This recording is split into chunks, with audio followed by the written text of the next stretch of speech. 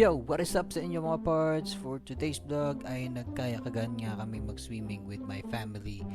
Kaya tapanghita nyo, samahan nyo na kami, let's go! Ayan nga mga parts, bago kami mag-prepare para sa swimming namin today ay kumain muna kami ng umagahan.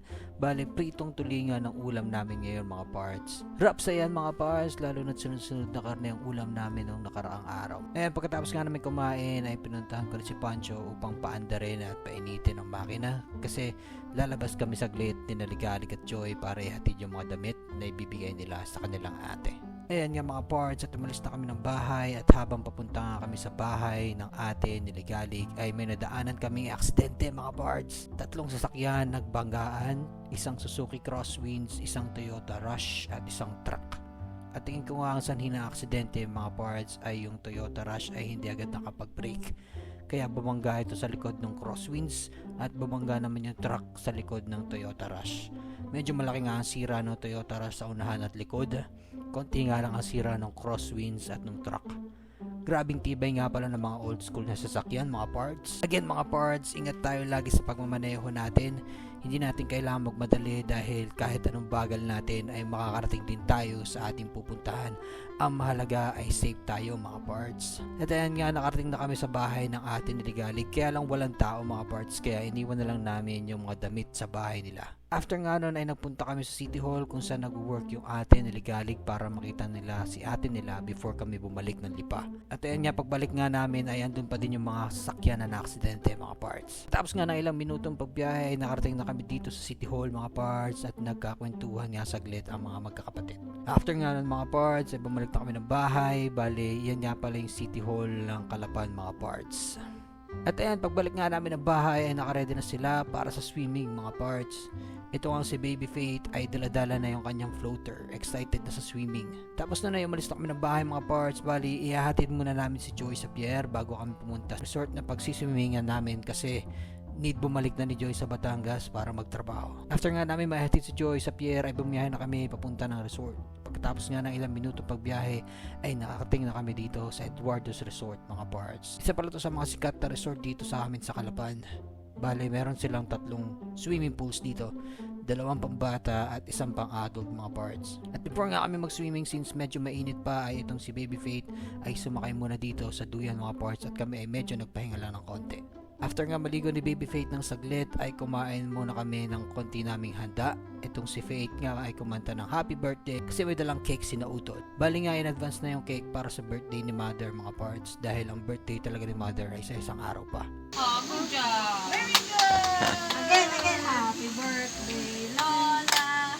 Happy birthday, Lola! Ulit, nakapusok! Hey, happy birthday! Happy birthday, Lola! Habang nagpapahinga nga din tong si Baby Faith ay nagsayaw muna siya mga parts. Yan, ningalabanan niya eh. Ano to? Para kanina.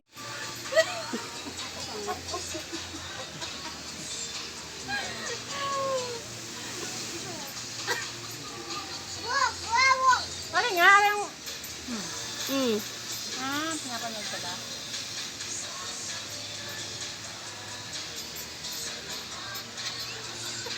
Wait, baliw.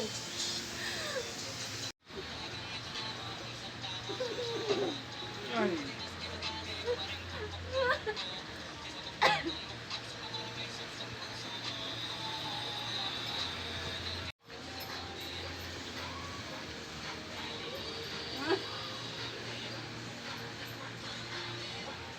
Ano, step na?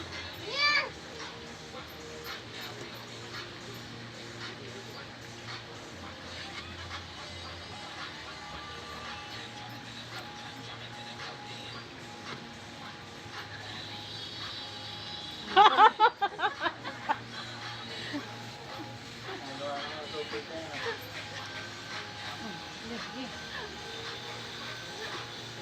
Nag-expect yun siguro natasayo siya. At ayan mga parts, ang munti namin pagkain na dala, spinach pizza at saka all meat pizza from Angel's Pizza at saka yung cake from Goldilocks. After nga ng ilang oras na pag-swimming at pag-spend ng time with family ay umuwi na kami mga parts. Hanggang dito na lang muna ang ating vlog for today mga parts. Salamat sa panonood. Huwag mo na kayong aalis dahil may nahanda akong song cover para sa inyo. Sana magustuhan nyo yun. See you in my next vlog. This is Ben signing out.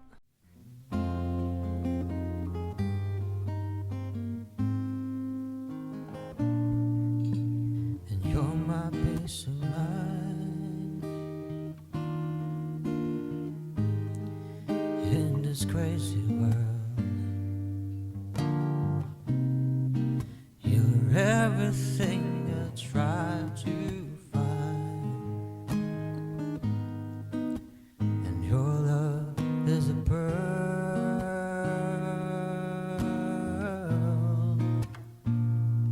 and you're my Mona Lisa, you're my rainbow skies, and my only prayer is that you realize you'll always be beautiful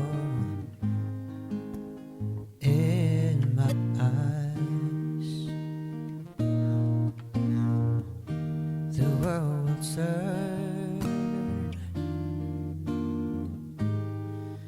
and the seasons will change, and all the lessons we will learn will be beautiful and strange.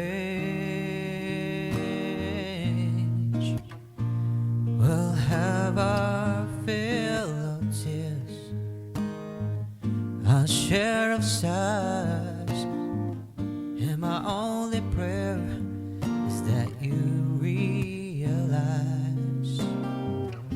you'll always be beautiful in my eyes. You will always be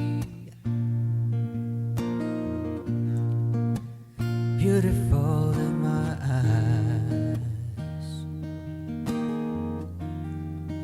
And the passing years will show that you would always grow ever more beautiful in my eyes.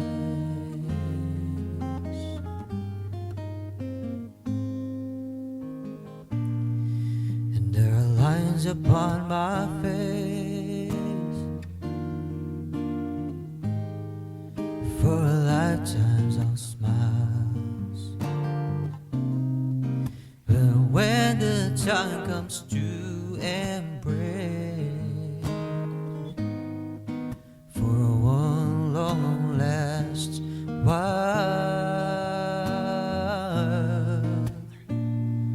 we can laugh about it, how time really flies. We won't say goodbye, 'cause true love never dies. You'll always be beautiful in my eyes. You will always be beautiful in my eyes. And the passing years will show that you will always grow ever more beautiful in my eyes. The passing years will show that you would always grow ever more beautiful